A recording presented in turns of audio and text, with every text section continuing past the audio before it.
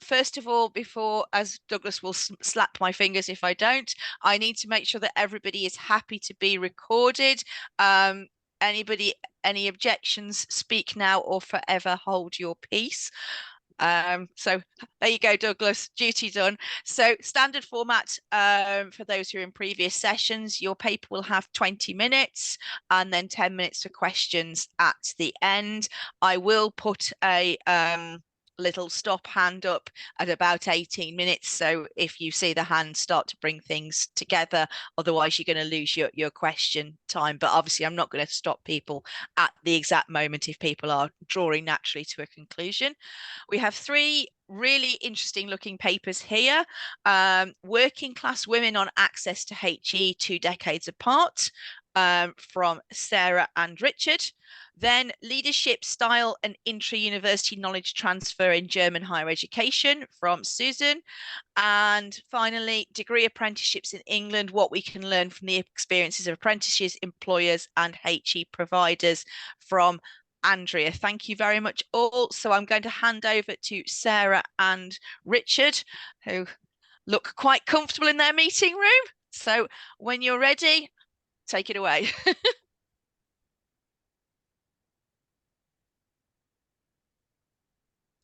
Right, so just get the slideshow up.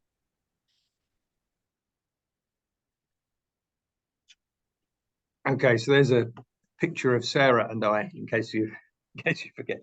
You can work out which is which, I think. So yeah, this is a comparison of two doctoral studies. I did my PhD on access students, people who are going to further education in the UK with a view to a one-year course to getting into higher education. I started mine in 2001 and finished a few years later, and Sarah's recently finished hers. And I know Sarah from another program of study, and we were talking about the difference in the findings, which generated our idea for collaborating on this. And this is something we're hoping to write up for publication in due course. So without further ado, I'll just get on with it. So the abstract is there. I won't read it out, but we talk about how mature working class students are a key demographic in terms of widening participation to education and the kind of whole democratizing of education more generally, and trying to give opportunities to people. So we're going to be talking about classed consciousness, and Sarah's going to be talking about that. So we kick off with some slides from me with the background, and then briefly introducing the study I did, and then we go on to Sarah's study, and then doing some of the comparisons and our conclusions. Okay, so that's where we are. So we're doing the comparative findings of two narrative studies. Who are the mature students? We're looking at the widening participation agenda. We're looking at access to HE courses and why they're important to the widening participation agenda. We're going to outline the two studies, look at which findings are similar, and then key changes over the 20-year period. So this is kind of practitioner-led inquiry, as we were both access to higher education practitioners at the time.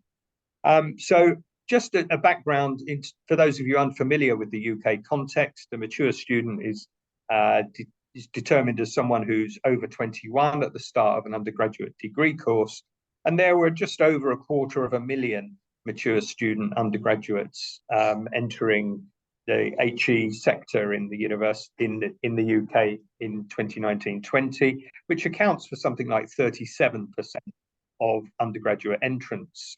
The participation rate of mature students, however, remains low, and it always has been, both before my study and in the time since, and certainly in the time of Sarah's. But they are an increasingly significant group. They're a key target group of widening participation policy.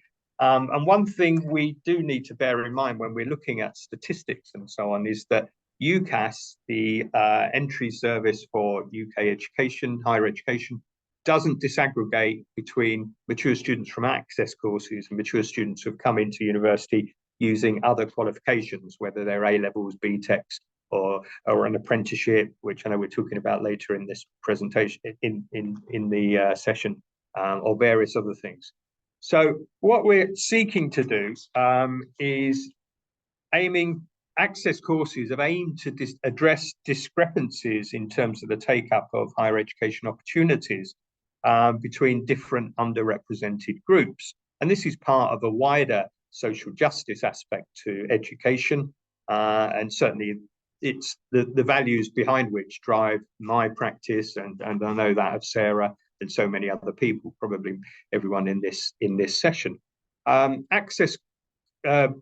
The idea of widening participation really came into the English higher education sector into the mainstream and the attention through the Deering report in 1997, which is the year when the new Labour government was elected, but the genesis of that report predates New Labour.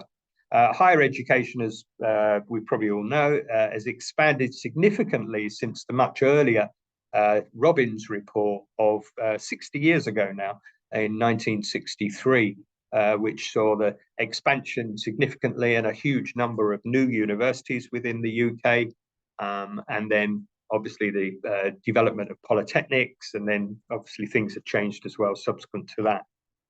The growing numbers of university undergraduates that we've witnessed. I went to university as an undergraduate in the mid-1980s, and there was something like 18% of the population of people aged 18, 19 years old, that sort of thing, were studying at university, whereas now the new Labour government famously sought a target of 50% by 2010.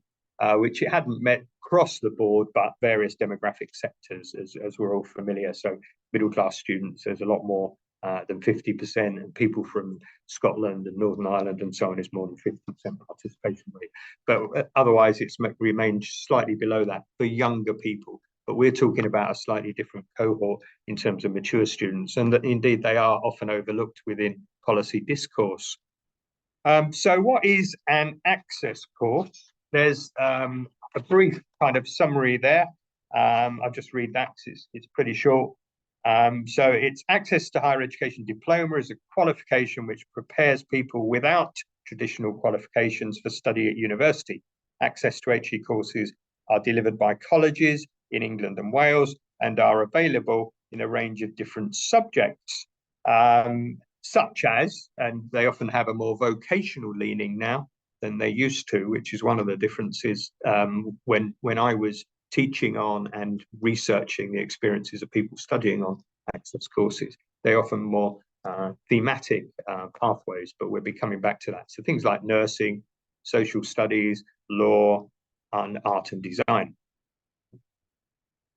So in terms of policy, we can link back to the Russell report in 1973, so that's 50 years ago, which introduced access courses or highlighted the need to get more mature students in, amongst other people, working class students, Black and minority ethnic students, and it was addressing the underrepresentation of people within the sector, different groups of people, 50 years ago. Well, how have access courses changed over time between the two cohorts we're looking at? So a cohort who started an access course in 2001, and then Sarah's cohort who started just under 20 years later. Well, in terms of things like cost and funding and support. So when I was teaching on an access course, there was a notional fee. It was effectively free if you were on benefits, or people paid a notional fee of something like £50, a kind of admin fee. Whereas now, as Sarah's going to explain, the costs are significantly higher.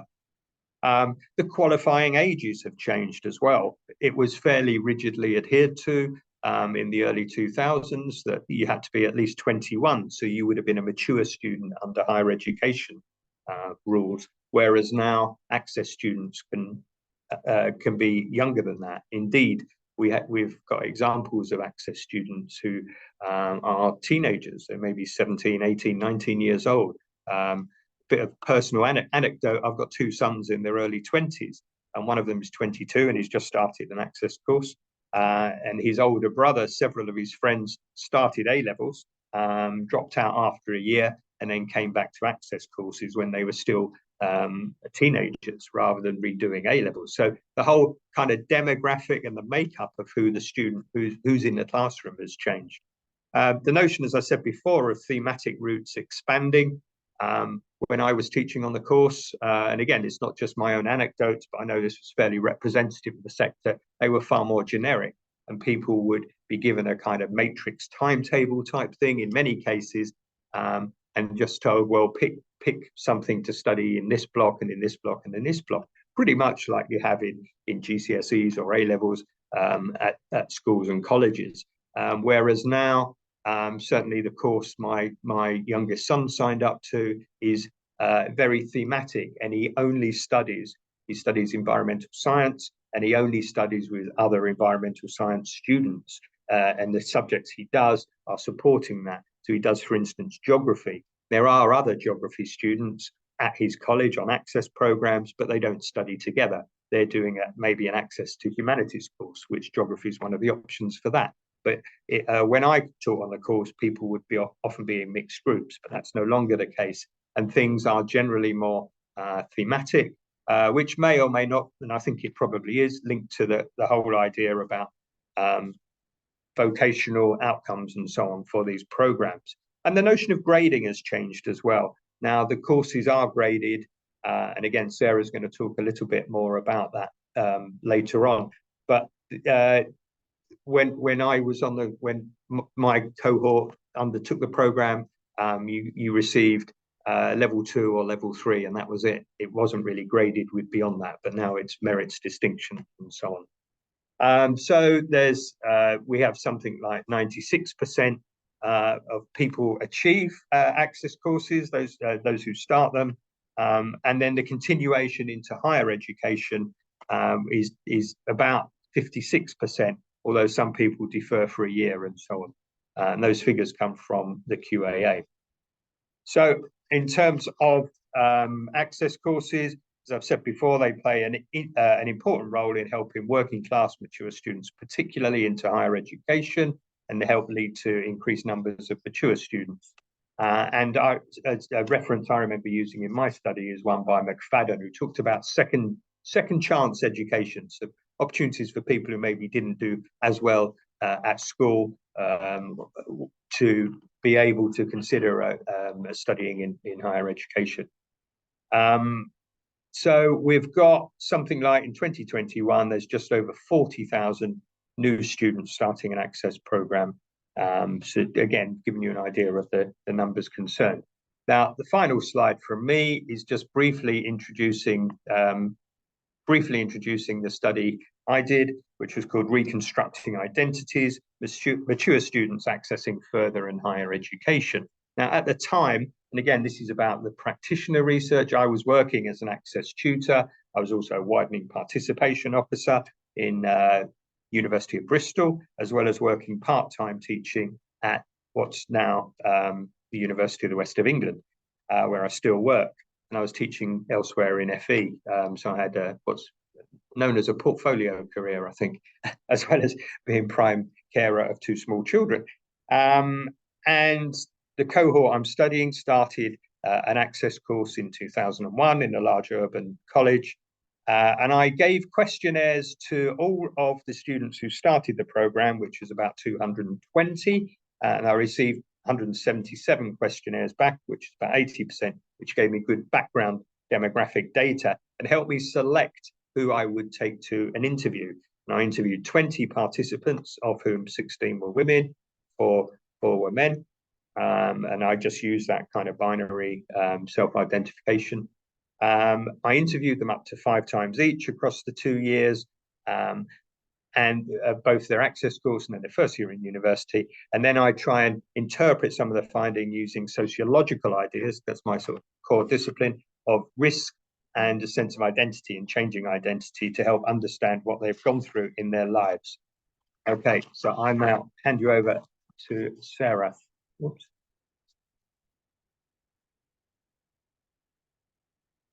Oh, there we are. Okay, so my study 20 years later was similar in that it looked at access students, but I focused on women and working class women. And then just of note, that was took part a year into the sort of COVID pandemic.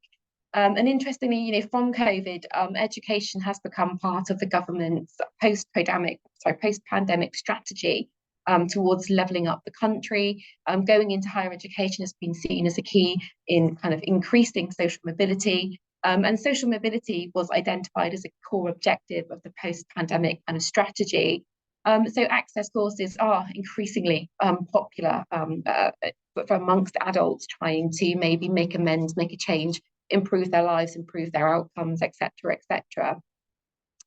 Okay, so just in similarity then, both Richard and I found that access courses were places where people changed their identity or reconstructed their identity. And that was often one of the motivations for coming on an access course and progressing to university.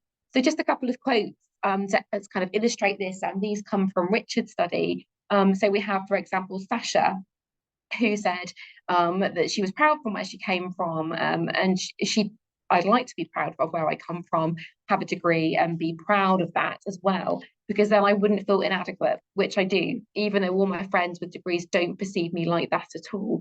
So Sasha was very much looking at, improving how she felt, the person she was, and being proud of herself was a key motivation. Jo said, I had a friend, a housemate who did the access course and saw how it changed her life. I thought maybe I could do that. So there was that hope that I could make a change, make a difference to my life. And interestingly, during the access course, Jo became a single parent, so her relationship broke down. And Jo reported to Richard that her partner thought it was the course that actually split them up, whereas actually Jo said it was the course that gave her the confidence to actually split the relationship and make a change in her relationship and her family situation. Lindsay was quite unhappily married, an Asian lady when she who came onto the course and was looking at making a change.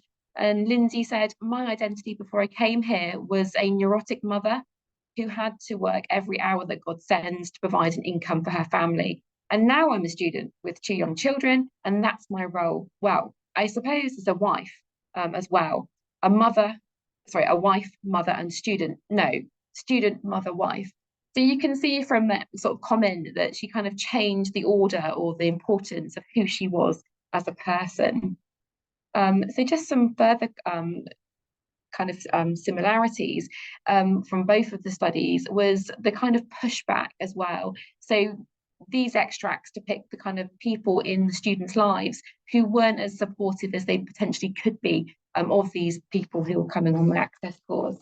So Sasha, for example, said, a lot of my friends, so this is very much a class difference in class, they're quite threatened and would probably rather I wasn't doing it in regards to the access course in some respects and laugh about it. What do you want to do that for? Maybe they think that I'm going to disappear or I'm not going to be around.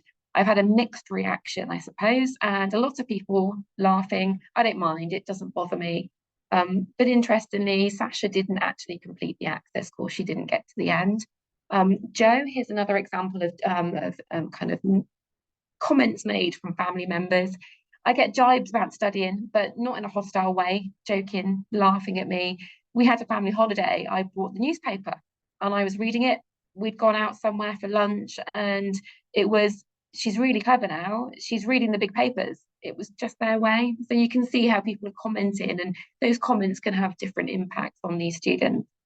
Lindsay said, my husband moans at me a bit, but I just ignore him. He works late and he comes back in and says, I see you've got your head stuck in books again. I expect you'll be like this for the next 6 years, really. And I say, yeah, carry on. And he sits in the front room and I sit in the dining room. It depends what sort of relationship you have, I suppose, doesn't it? And again, that shows the impact of studying and changes of identity and the impact that has on those people around them. A big difference then, so looking at differences that me and Richard kind of identified was the risk, the financial risk for mature students, many of who are already maybe on low incomes or no incomes. And the idea of potentially going to university to potentially increase, earnings, income, or career prospects, yet the cost has changed and that's become more riskier. So, for example, the level 3 courses are no longer free compared to when Richard did his study. When going into higher education 20 years ago, students were going to be paying about £1,000 in their tuition fees, whereas now it's around 9,000. Bursaries have been taken away and replaced by maintenance loans. So lots of kind of risks there, and the idea of getting into debt when actually there was no guarantee that they'd get a job at the end of their degree. And when they commenced the access course, there was no guarantee they'd even get into university. So a big gamble that they were taking. So of note was the changes to bursaries for healthcare courses, when actually in regards to typical access students, healthcare related topics or subjects were one of the top 5 degrees that access students go into. So taking away those bursaries for healthcare courses had a big impact on access courses. And also those on unemployment related benefits need to be available if they're having job seekers allowance, for example. They need to be available for work or interviews or meetings at the job centre. An access course is considered part-time. So that has an impact on their ability to actually attend the access course if the job centre tells them they need to go to an interview. So just some extracts from my study in regards to this. So Lily said, my friends can't understand why I have to pay to train to be a nurse when the NHS has a shortage. I've started to question whether I can afford university now. It's a risk because what if I don't pass my degree but still have the debt?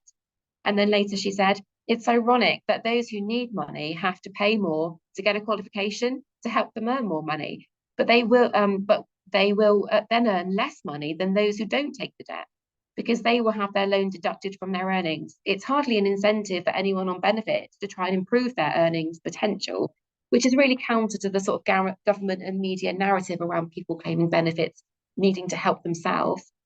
Anne says, it's not fair that they take money away from you, as I have to pay the student loan back after all. So Anne was commenting on the fact that when her benefit entitlement changes if she took out a student loan, it feels hardly worth trying to help myself, but I wouldn't afford to go to uni if I don't take it, although I will then be in debt. So lots of kind of decisions had to be made. And Anne also said that it seems ironic I have to get into debt to help better my income potential. It has demotivated me a bit about going to university. It's like the government doesn't think about those who want to help themselves, which is quite interesting because the neoliberal kind of idea of being responsible for yourself is kind of very key in the kind of widening participation and meritocratic discourses around higher education. So UCAS changes are also a change, whereas previously entry requirements were based on sort of just passing. But now they seem to level them up with A levels, but that's unfair on access students because they start accumulating their merits, passes, distinctions within a few weeks of starting their course, whereas A level students take their qualification at the end of 2 years. I'm conscious of time, so I'll move very quickly on to our conclusions and recommendations. So just as a conclusion in regards to what's changed and what's the same, so we kind of find here that petitioner-led inquiry is a real valid way of researching, but a very key change that's been the financial risk. So returning to education and entering higher education as a mature student is financially riskier 20 years on, despite the government's levelling up agenda and widening participation agenda. Although goals seem to be not just financial for mature students, many want to go into higher education because they want to be, for example, a more educated parent or for respectability. But the realities faced by access students need to be understood if we're really going to make things more equal and get more people from mature student backgrounds into higher education. Okay, thank you very much. I'm sorry to have brought such an interesting presentation to a bit of an abrupt end there. Thank you so much. Only slightly over. We have got time for perhaps one question before we have to go to the next session.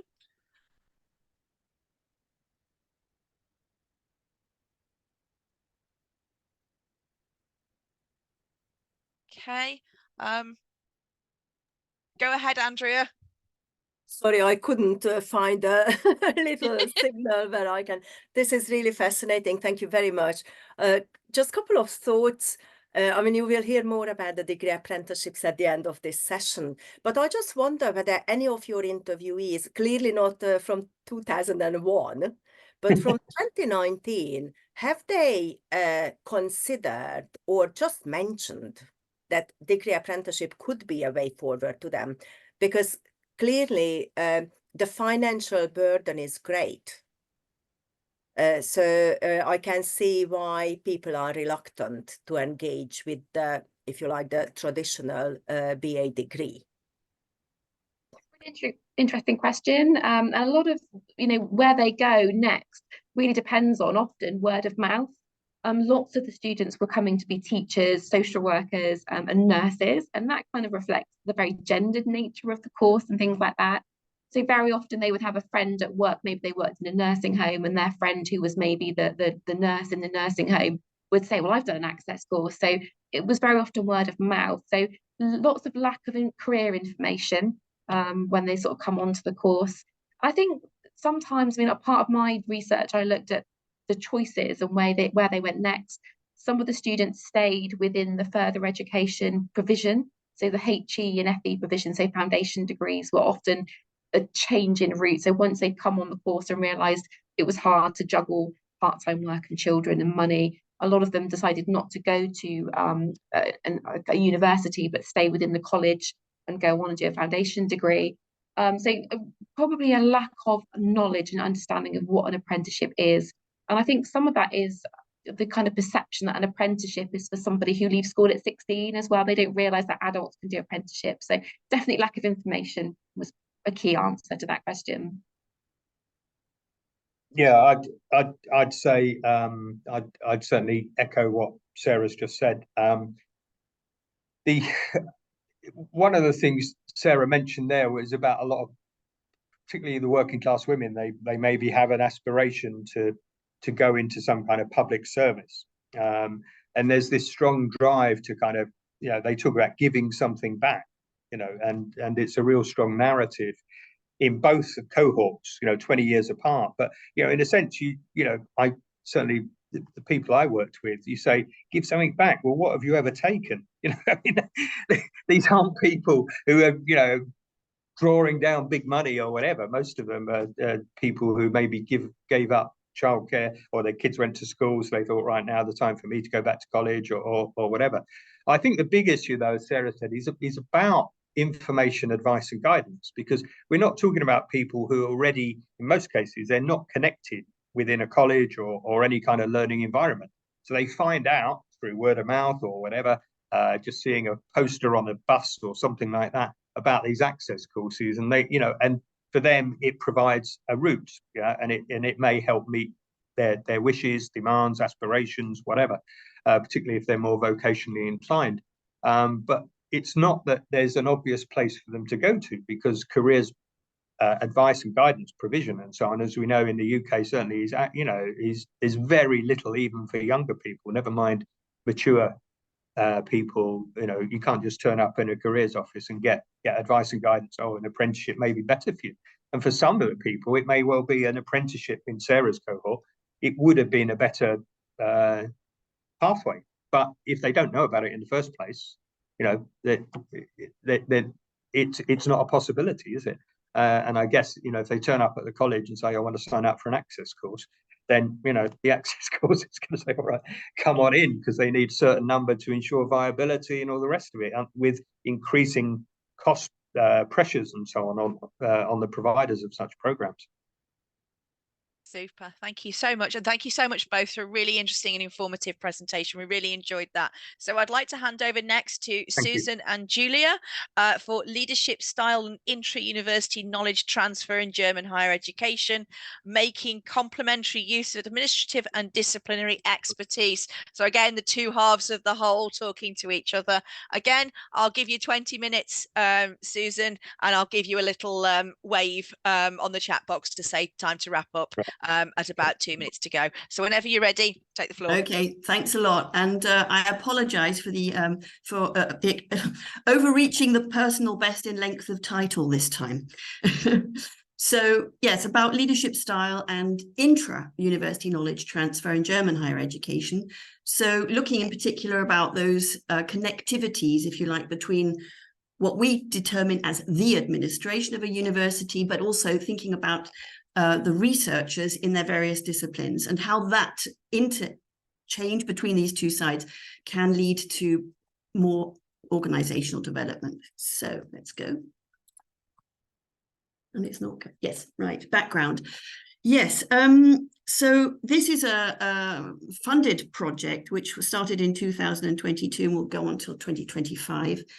And the title is Agika, Agile Campus, so it has something to do with agility, but not just about that. We're looking at a number of various aspects of what is happening in that interchange between these two apparently different sides. Now, I'm sure I don't need to repeat, but as Barnett said many years ago, higher education institutions are these amazing constructs that we determine as being super complex to some extent. There are different schools of thought, even within a particular institution, to say nothing of then the wider body of higher education institutions, not just in one country, but around the world. And they are still considered, although things are changing with the advent of AI, to be one of the most important producers of knowledge. Now, here we're thinking predominantly of disciplinary outputs, but it's not just that universities are producing. There has been a slight change of output, if you like, in terms of the introduction of something that we've described, that is now being described as the third mission. So in other words, how can universities transfer what it is that they're doing into society in a better way and into the political arena? And that picks up a little bit on what Nicola Dandridge was saying this morning about those, how is higher education research, for example, affecting what is happening at political levels or not. So with the broadening scope of what higher education is being asked to do, and the fact that over the last 2 decades in particular, there's been a huge increase in the number of students. I mean, as Richard was just saying, when we started out our degrees in the 1980s, it was only about 7% of all students finishing school that went into higher education. Now it's almost 50%. And that's the same in Germany as well, where I'm coming from. So, the whole area has developed hugely. And that puts a lot of pressure on the system overall, because, of course, dealing with these increasing numbers, and usually not in concurrence with increasing numbers of staff to deal with all of this, there is a big amount of stress and tension within the system. And on the one hand, politicians or ministries that are giving money to higher education in Germany are thinking about, for example, that universities should become more transparent in what they're doing if they are also given more autonomy, which is the case in Germany. And to some extent, there is a drive to have a kind of more holistic approach to what a university is doing per se. Now, in all of this context, what we've realized is that administrations and university administrators have not really been very much examined by the literature. Now, of course, Celia Whitchurch has looked at academic managers and the third space and so forth. So there is a body of literature that we can build up on. But in particular, in Germany, there hasn't been a huge amount of literature looking at how administrations are working. And this is where our research sort of effectively picks up the baton, looking at how our administrations, and again, there's a caveat with that word even, because as I'm sure you'll appreciate, an administration of a university comprises of a whole range of different areas. So we're looking at examinations offices, we're looking at student administration, we're looking at international offices, quality management, and so forth. There are a whole range of different tasks and responsibilities within administration, and they all have their, to some extent, different mindsets as well that is involved. So these administrations in their totality haven't really been very well researched or are very much understood. And in particular, in terms of their ability or their integration in a holistic sense as being themselves providers of knowledge transfer in an institution, particularly when, for example, researchers usually regard administration as just a kind of institutionalized entity that is just doing particular processes on their behalf. So in other words, in terms of research funding or the organization of students, for example, that there are certain processes they just have to complete. So our project then, Agika, and here's the full title and translation: Agile Campus, Intra-University Knowledge Transfer Between Research Administration, is trying to find out more about how the how that kind of expertise that is located within administration can be a useful resource for organizational development, and how this transfer of knowledge between different sides, so in other words, I'm thinking here about academic side, but also administration, can be used in a more creative or inter-exchangeable manner to develop the organization in total. So one of our research questions then is, to what extent is there already this kind of a transfer of knowledge between research and administration? And if there is, how could it be improved for the benefit of the institution? So to do that, we are employing a mixed methods approach. We have already completed 20 semi-structured interviews, and we are in the process at the present time of starting a quantitative online survey. We are looking at 2 federal states in Germany. There are 16 in total, with a total of 3 different kinds of HEIs. And this will be conducted between 2023 and 24. And then as a third round, there will be further qualitative interviews to follow up some of the things that have come out of the first round of interviews and the survey, sort of trying to tie up the loose ends if there are any in that part. So next. And now it's just frozen, which is very kind. Now, wait a minute. Yes, so sorry about that. So when we're thinking about the theoretical approach, we are looking at different leadership styles, and the literature sort of analyzes that there are approximately 16 different types of leadership style, from laissez-faire, authoritarian, and we are focusing here a little bit on something that is known as transformational. I'll explain that in a minute. So there are different kinds of leadership style that can, of course, have some kind of influence, not just at the top level of an institution, for example, rector, president, but also among the professors and also administrative leaders in their different sections. And we're also thinking here about social exchange theory, which has a kind of examination of workplace behavior. And so we have, of course, within education, higher education, universities, we have different kinds of area. On the one hand, we have the administration, which is usually very hierarchical, certainly is the case in Germany, where, you know, it's civil servant driven and there are clear guidelines as to who is supposed to be doing what and how. And then on the other hand, amongst academia, we have far more freedom, autonomy, and that's something that is ingrained in the mindset of professors, for example. And in this social exchange theory, one of the fundamental questions is asked about, well, what's in it for me? In other words, is there any kind of payoff for becoming involved in, for example, supporting an institution in some questions of development, for example? So our proposition here is the realization is there a kind of mutual benefit to be gained from such a knowledge transfer that can enhance and support the institution per se. So what is transformational leadership? Just let's quickly recap what that is. Well, if we can identify a transformational leader, they're usually somebody who is very clear about their willingness to identify with the organization. That's the one part. So their own identity is very much in relation to the institution per se.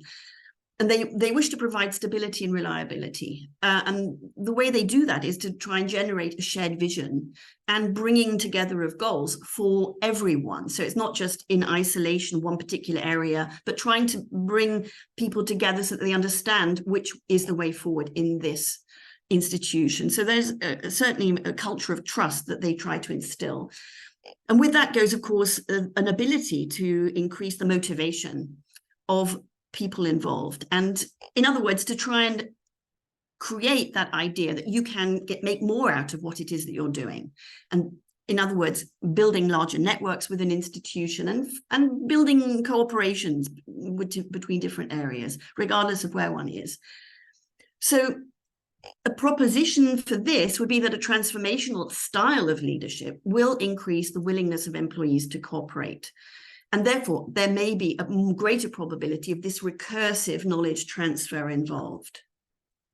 So the research questions, which research areas have, for example, the potential to support the internal knowledge transfer within an institution. Now, of course, a large, full, comprehensive university will have any number of faculties in different areas of expertise.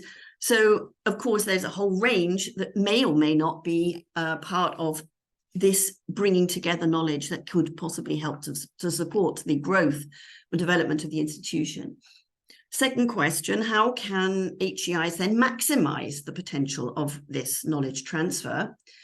And then thirdly, which I've just already introduced, is this notion of, well, how does transformational leadership, this style of leadership and an internal knowledge transfer, how do they relate to each other? Can we see any real influence or impact if a particular leadership style, in this case, transformational leadership, is at the head of the institution effectively?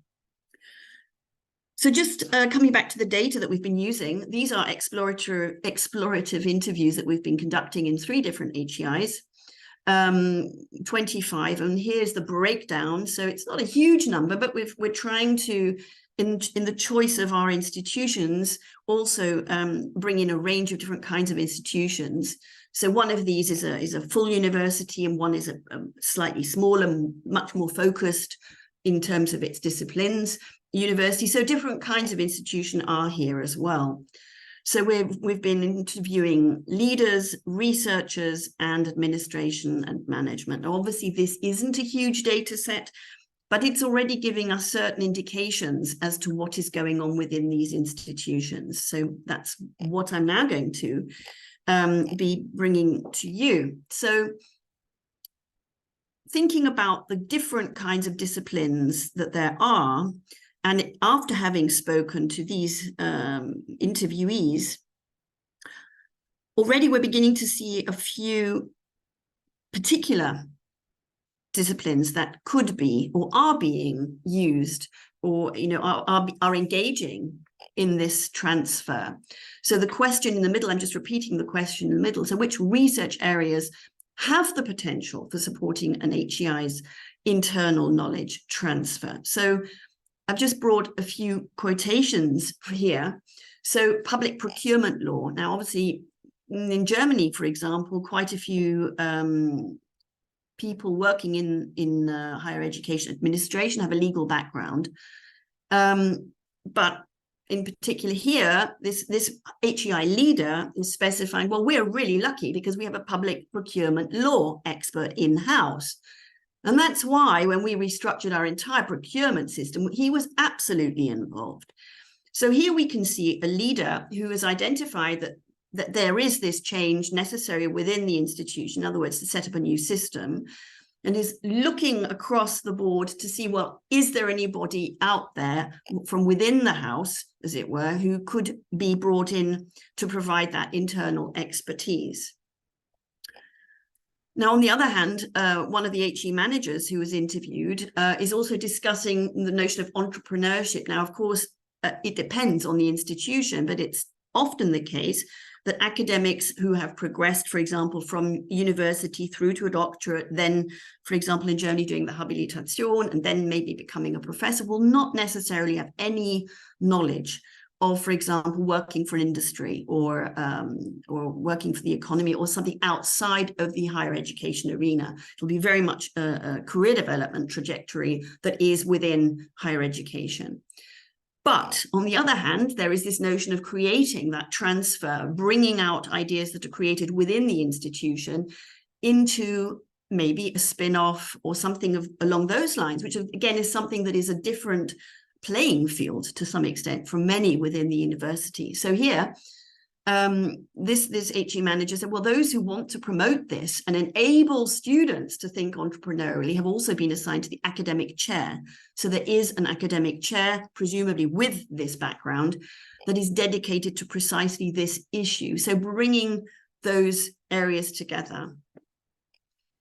Information technology, well, that's a big one, and I'm sure many of you can relate to that, because of course, with the increase in student numbers and all of the processes, we need to have really good functioning campus management systems. And I don't know what it's like in the UK at the moment, but in Germany, many universities are still introducing or improving their campus management systems, and that's very technical, but also it involves the processes.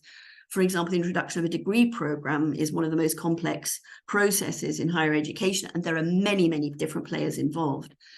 So here, information technology, and this HE manager says, well, fortunately, we have an institute here that programs chatbots. Well, they're very lucky in my estimation, because not every university will have this specialism.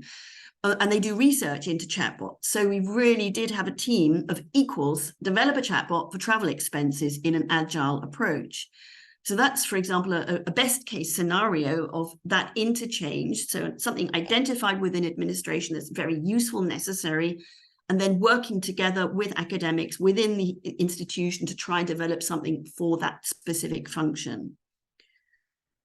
Personnel development, business psychology, on the whole topic of personnel development, specifically in the onboarding process, we also have a professor who has worked intensively on this topic. So we will certainly incorporate things into our personnel development. So that's prospective, it hasn't happened yet, but there is that identification that there is somebody within the academic body who has got these specific qualities and expertise that can be used. So maximizing the potential, that's the second result, maximizing the potential of that internal knowledge transfer then. So how does that work? Well, we have different areas that we've been examining. As I've already said, we're speaking to HI leaders, researchers, and administrators. Now, the role of the HI leaders, as far as we can determine at this point, on the basis of this sample that we've been asking, is that it seems important throughout the institution that the HEI leader, ideally, if they are transformational leaders, to act as a role model, because of course that will then really pull the entire institution along and motivate. So they are the ones who are initiating, facilitating, and then promoting that knowledge transfer. They're the ones saying it's good if you exchange with each other. No holds barred, it's important. You know, if you have a question, then have a look if there's anyone out there who you can ask. So also, to some extent, it's about clarifying roles, because quite frequently, and that's something that I can discuss about other projects that I've been involved with in Germany, it is not clear what precise roles are. And that needs to be put out on the table. And there was at least one example of a chancellor saying, well, I really didn't understand what people were doing until I asked them to actually define what it was that they were doing. And that was a very good point in moving an institution forwards. And then again, if the HEI leaders can make it clear that in a holistic sense, the institution should be working together and not, in other words, here's the administration and there's research and they don't really like each other very much, but no, everyone should be working together, then there is an elevation, if you like, of recognition and equalization to some extent. Now, the researchers, as a different group within the institution, if we're thinking in a holistic sense, then, of course, the transformational leaders will be encouraging the researchers to recognize the administrators as also people with their own areas of expertise that they can also exchange with, not just in a processual, and the German word is prozessual. So in other words, using those processes that are out there and that are necessary, but also, engaging with them in a more creative way. But the second, I think, key point here is also thinking about the fact that as researchers in an institution, if they can see that there is that identity, and in Germany, to some extent, there's a lot less of that than is the case in the UK, where usually there is far more identity with the institution than is the case in Germany. But if there is this identity and recognition, then the whole idea of organizational development is not just a nice to have, or it involves someone else, but it becomes an integral part of what is expected of the professors and the academics working there. So to some extent, then it becomes an obligation and something that really people should be engaging with, rather than, oh, leave it to the administrators, they have to do their work and doesn't involve me as long as I get my research funding through, for example. From an administration point of view, there are opportunities then to create these networks and frameworks, the right conditions in order to make that knowledge transfer within the institution work in a better way. But of course, that does involve being able to communicate. I think communication is one of the most important aspects here. So how does it work in terms of transitional, or rather transformational leadership, and knowledge transfer? Well, on the one hand, we start out with HEI leaders. And on the left, you can see that word innovation lab, which I haven't introduced so far, but those are specifically usually funded projects that are introduced for a particular time and for a particular purpose.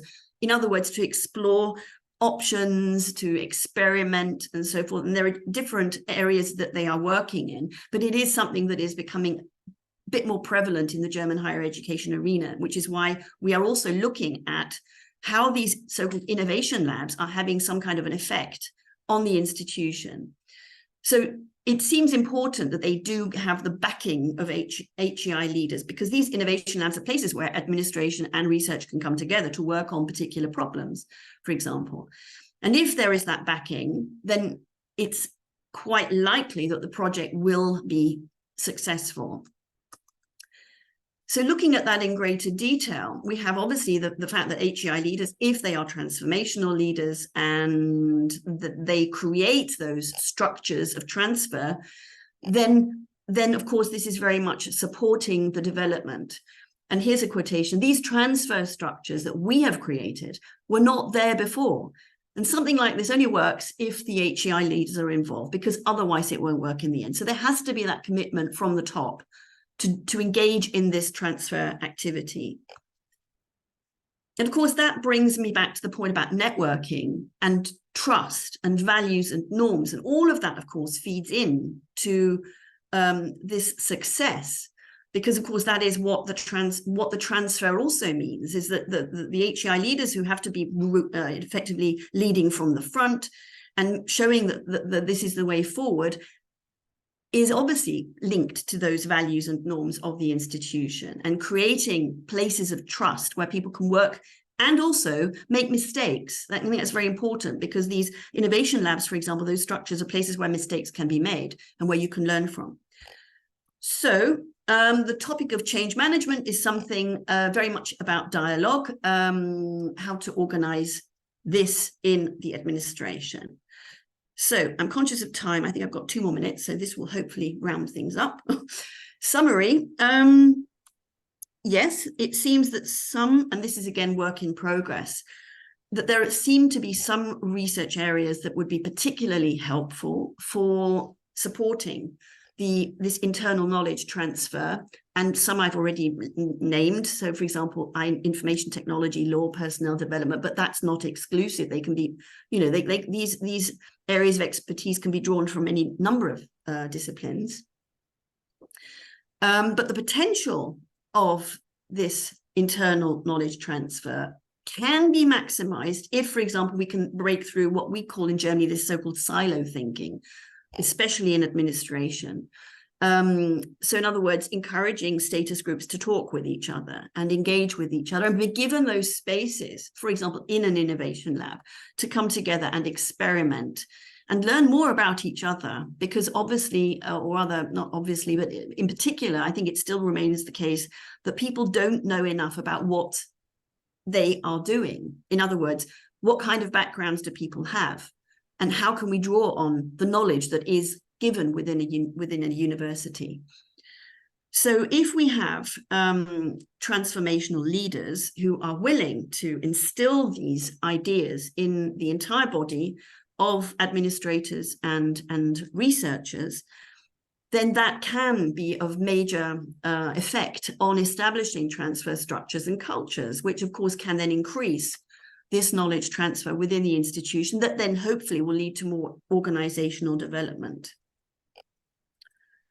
So there's a bit of literature I brought along. thank you very much. I think I'm just 1 minute ahead of time. Okay, thanks. Fantastic. Thank you so much. That's fantastic, Susan. Really enjoyed that. Really excellent presentation. And it's so, that whole kind of breaking away from the silos of two halves that don't meet. Okay, brilliant. We've got a couple of questions and we've just got time for them before Andrea comes in at 1:45. So Richard, I think, was first, and then Panos. No, I just, hang on. Legacy handles it.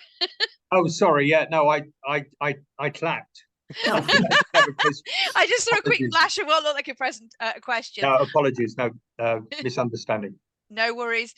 Panos, you have a Yes, thank you so much, Professor Susan. It's been great to hear more about it. Just to give a background, my name is Panos. I'm working at the TU Dortmund University in Germany. So I found really interesting the whole concept of knowledge transfer. As myself, I'm doing my PhD at the moment.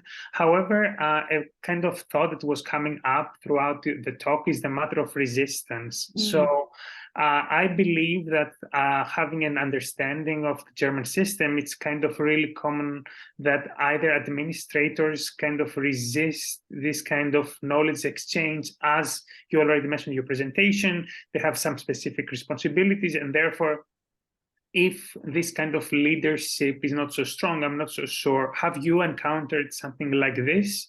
This is my first question about resistance. And then the second thing that came up to my mind was about the audience that you're researching. So when we define administrators in the German context, then do we speak about civil servants? So do we speak about nicht wissenschaftliche Mitarbeiter, or do we speak about people that they have this academic council position, which they are, or in kind of an in-between position, for example, being responsible for the doctoral program? So yes, really interesting, and I'm sure we should talk to lots of questions. I'll try to be quick. So yes, I have already experienced, for example, one institution where there was a huge resistance between administration and the disciplines.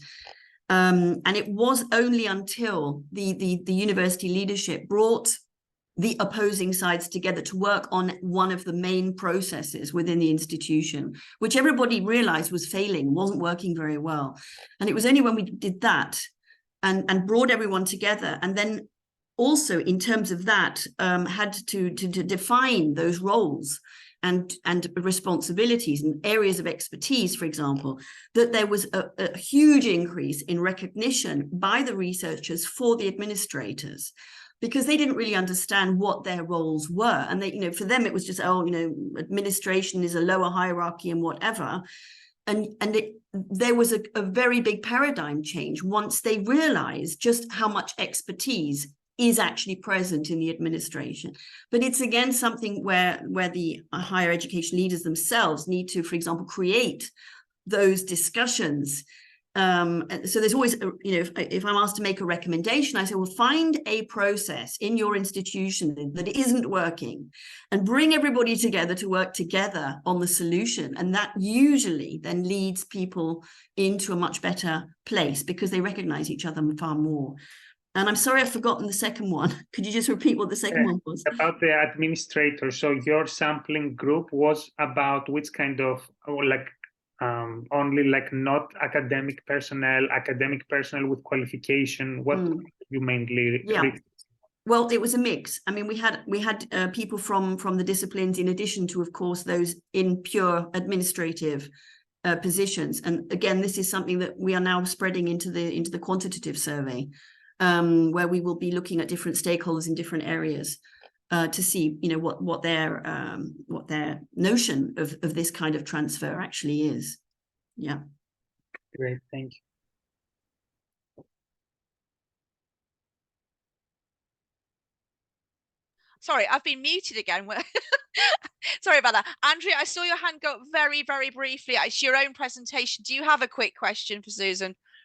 Yes, a quick one, Susan. It was really interesting, but I mean, having a transformational leadership and transformational leader, that is in a way true across all educational institutions. So I just wonder if there isn't a transformational leader? I know it's a bit of a speculative question. No, it's not speculative, because we've been looking at different innovation labs and their position within the institution, and looking at that link between supporting such an institution or not. And just, this is another presentation, but we have seen very clear differences in what a leader, for example, who is very much in support of this, is in comparison to a leader who is against it completely, and what kind of an influence that has on the whole institution. So it's too soon to speak about representativity here, but at least on that spectrum of what we've already been seeing in a small sample number, there are big differences. So yes, it would appear to be the case that if you have an HE, a leader at the top who is skeptical, critical, that can have such a negative influence on not just on, for example, the success of an innovation lab, but also on the rest of the institution. And I mean, my own experience as well also can confirm that. It depends hugely on those at the top. Yeah. Absolutely. Thank you. And heading seamlessly into Andrea's presentation on degree apprenticeships in England, what we can learn from the experiences of apprentices, employers and HE providers. Edge Foundation's been very, very busy this week. I saw you at UVAC last week. So this time we've moved from motivations to experiences. So whenever you're free, Andrea, off you go. Thank you very much. I hope my voice is going to last for 20 minutes. Something is clearly going around here. Thank you very much for the introduction. Very quickly, you probably will notice that I have changed and shortened the title, and for a particular reason. I also would like to just mention at the beginning that this is a piece of collaborative work which we have been doing with Bath, Huddersfield, Oxford and Plymouth University. And the EDGE team is, you can see the names, and I can see Josh in the audience. So if there is any question, he can come in. So what I'm hoping to do within the next 20 minutes or so, really give a little bit of an introduction to the vocational education and training policy context in England, and for especially those who are not familiar with the local developments and the local context.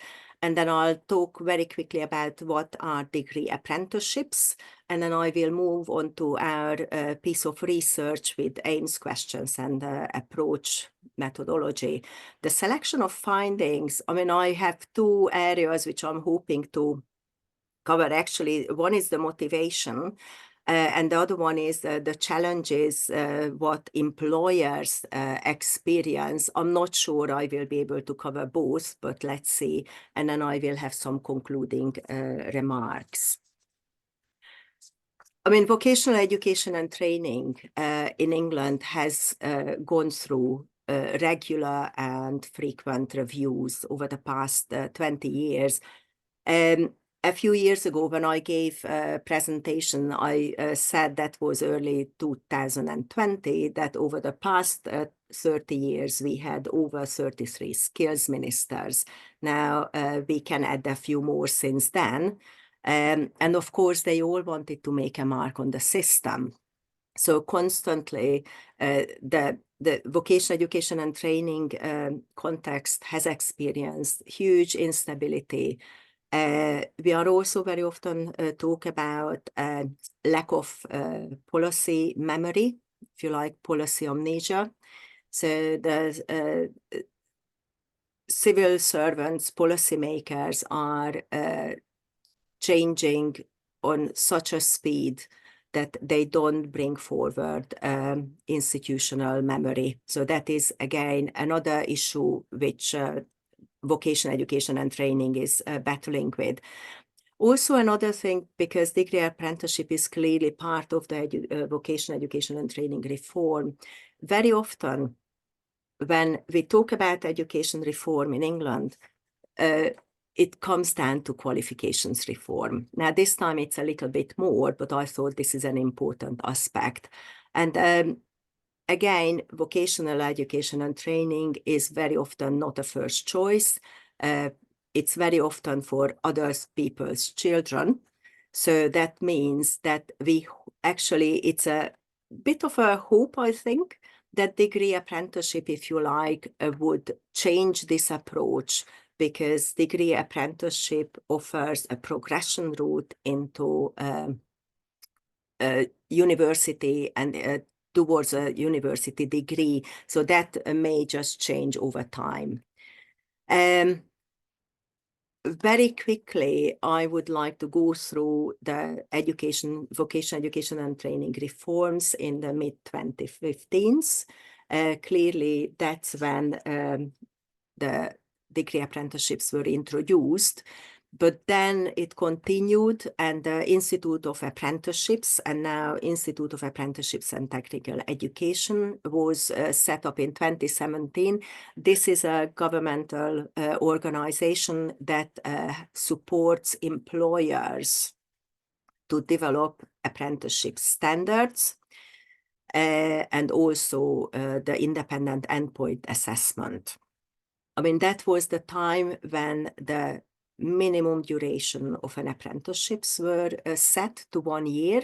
I mean, clearly that's just the minimum. So there are plenty apprenticeships which are longer than that.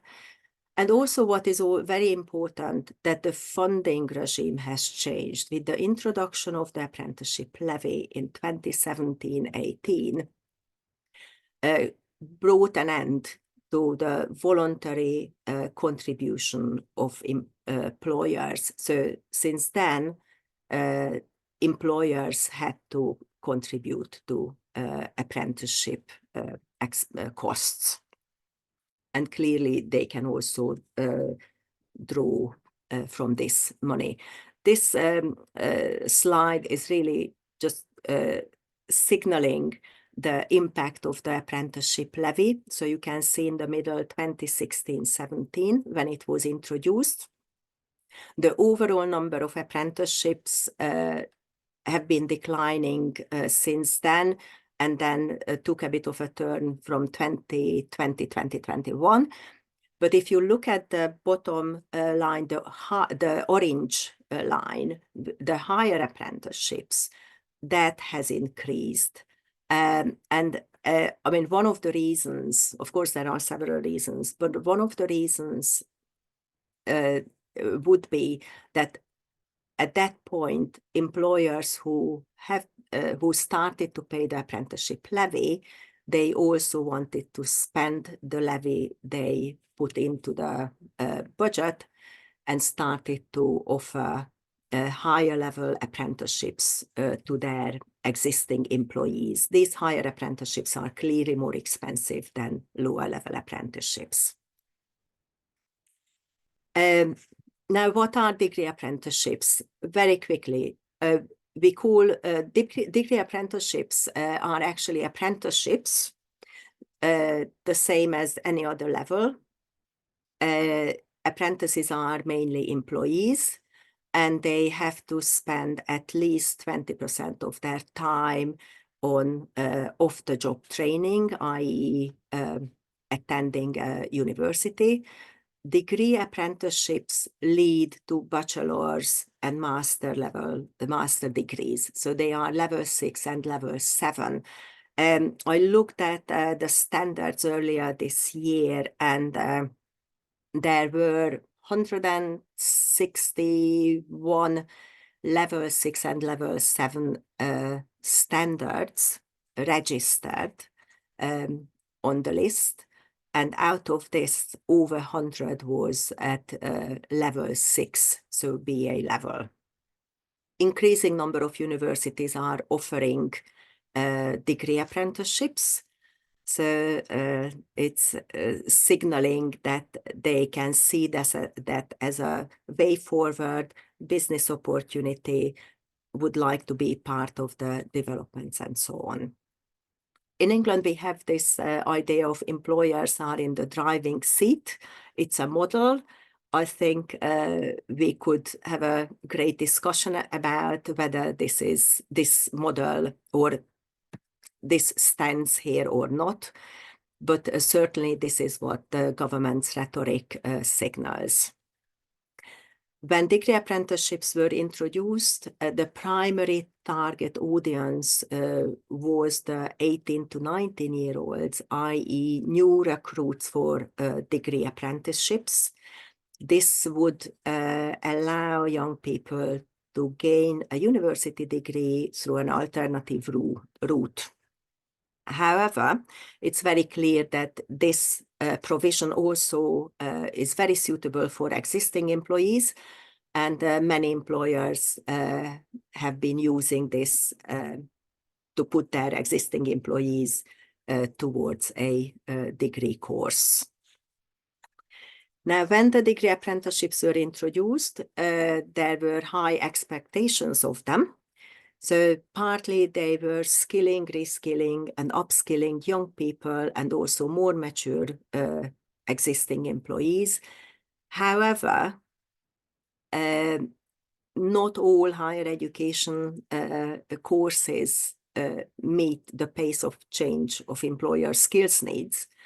And also, which I said about the employers being in the driving seat model, generally, employers don't have the experience of developing academic courses. So hence, they are reluctant to lead on it. Degree apprenticeships were also supposed to support local and national economy. I'm not going to talk about that a lot during this presentation.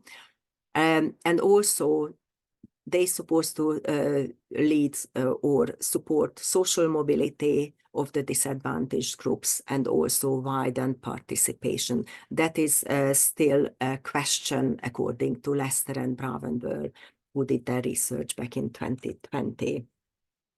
Now, having said all this, degree apprenticeships have very clear benefits. Degree apprentices are earning while they learn. They don't have student debts. Our first presentation today, you were talking about £40,000 for a 3-year BA degree. I estimated this slightly more, but nevertheless, it's very expensive.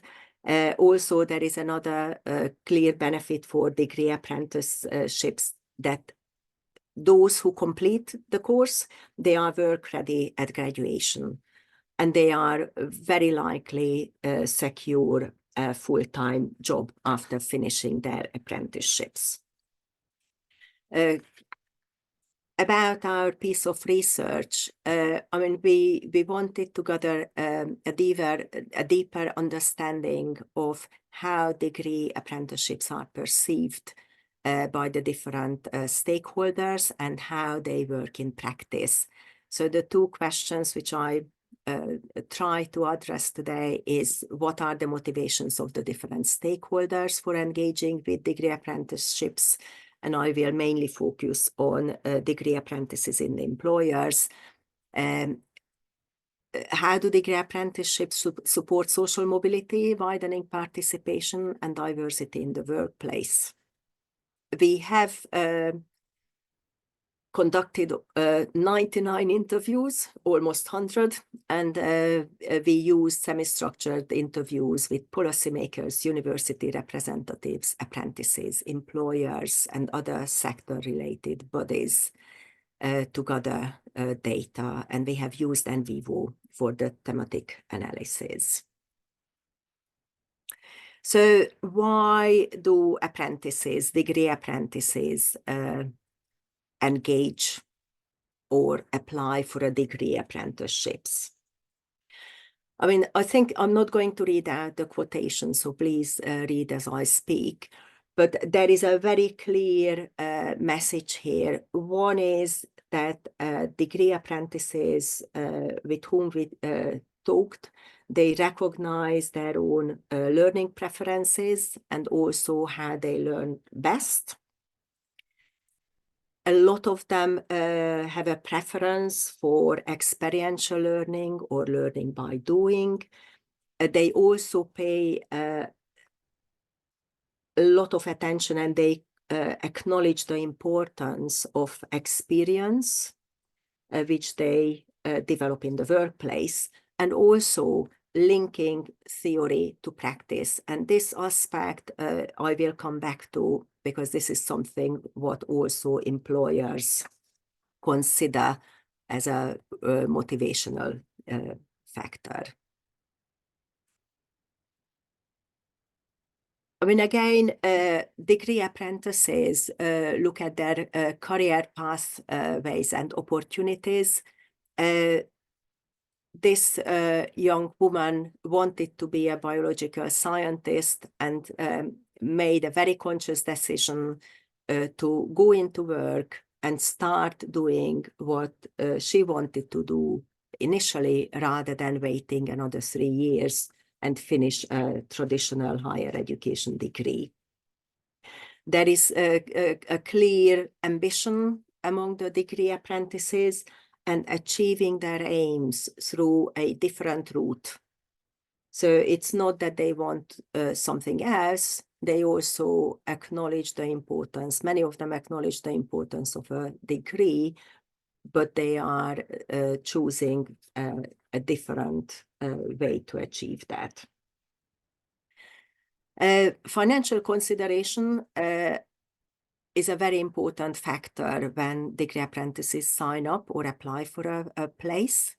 I mean, this is in particularly important for those who come from a disadvantaged background, but also among those who have existing caring responsibilities. So here I'm mainly talking about those who are already in employment, and we have actually interviewed a lot of nursing degree apprentices, and the fact that they were able to progress, they were able to stay locally, and they were able to embark on a course that leads to a degree has been definitely one of the motivational factors for them to engage. And similarly, a balancing act between work, study, and personal life.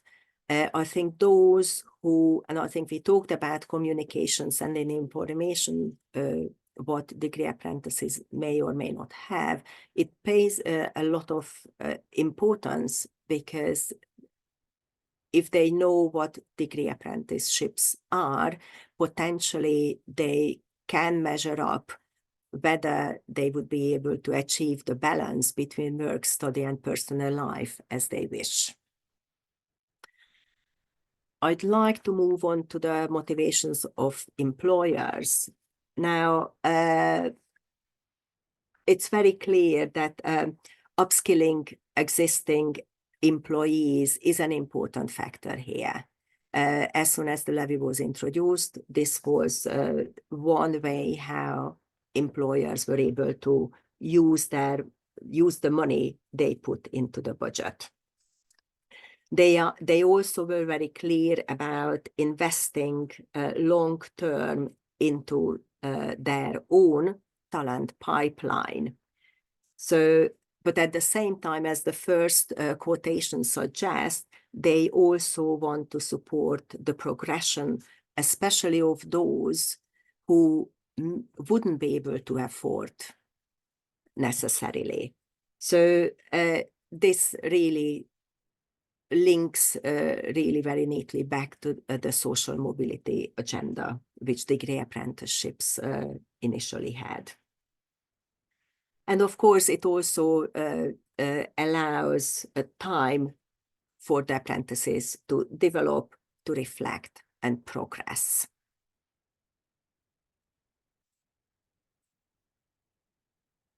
I mean, increasing diversity and widening participation. It's the first quote comes from a person who has left school at the age of 16 and started to work for the NHS as an probably trainee nurse at that time. But she has spent by now 25 years almost in the NHS, working in the health sector. And her manager, the employer whom we interviewed, was very, very clear that this aspect of supporting those who otherwise wouldn't be able to get onto a degree program was high on her list.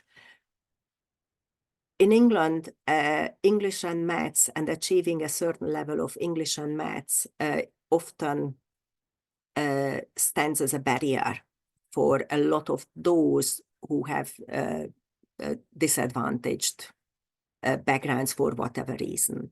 And I think when employers are supporting these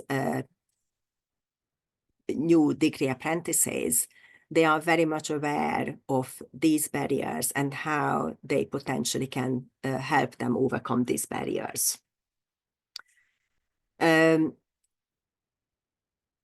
Employers, as I said several times by now, they were also using the levy when they took on a new degree apprentice or when they put an existing employee onto the degree apprentice program. So this clearly was a motivational factor for them.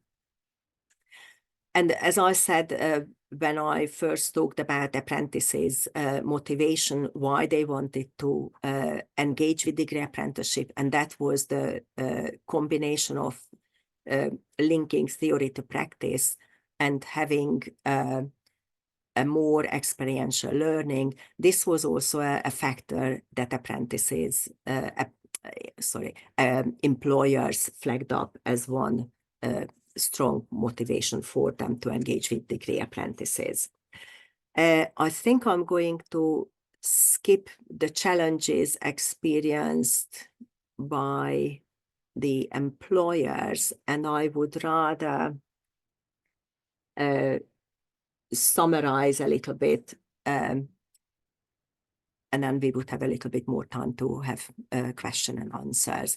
So, I mean, it seems that the degree apprenticeship program really programs provide a stable pathway to career progression and a potential leading to upward social mobility. And that's something employers very clearly signaled. Excuse me. Sorry about this. Also, the fact that those who opted for degree apprenticeships, they often prefer a different kinds of learning experience, which is really linking to experiential learning per doing, and so on. And they wanted to use their training opportunities in a real-world application of the knowledge. So the linking the theory to practice has come up very, very dominantly. I mean, the financial aspect is an important aspect for both, for the degree apprentices, because it's a loan, a debt-free way of gaining a university degree, but also for the employers, because this is how they can reclaim some of the levy money they paid in. I mean, employers, they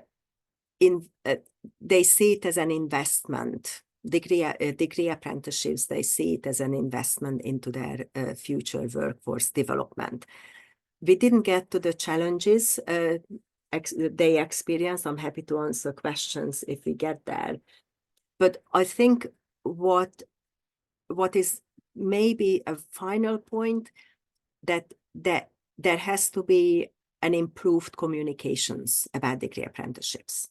I think it's very clear that often potential degree apprentices, potential future degree apprentices don't know about that this opportunity exists, but similarly, employers have gaps in their knowledge, how they see degree apprenticeships, and that really signals that there is not enough communications towards them about it. I think I'll stop here. So. Thank you so much, Andrea. When I was preparing for this session, I didn't initially see the sort of links between the three wonderful presentations we've seen, but I think the word communication is the one I'm closing on, really, in terms of communication to groups of women who perhaps don't receive good communication as they are outside of the academy. And again, from initially from Sarah and Richard, and then from Susan's presentation onto the whole two halves of the university, and then yourself coming through there, Andrea, with communication being key to those. So thank you very much. That was fantastic. Any questions? We have a whole 5 minutes left.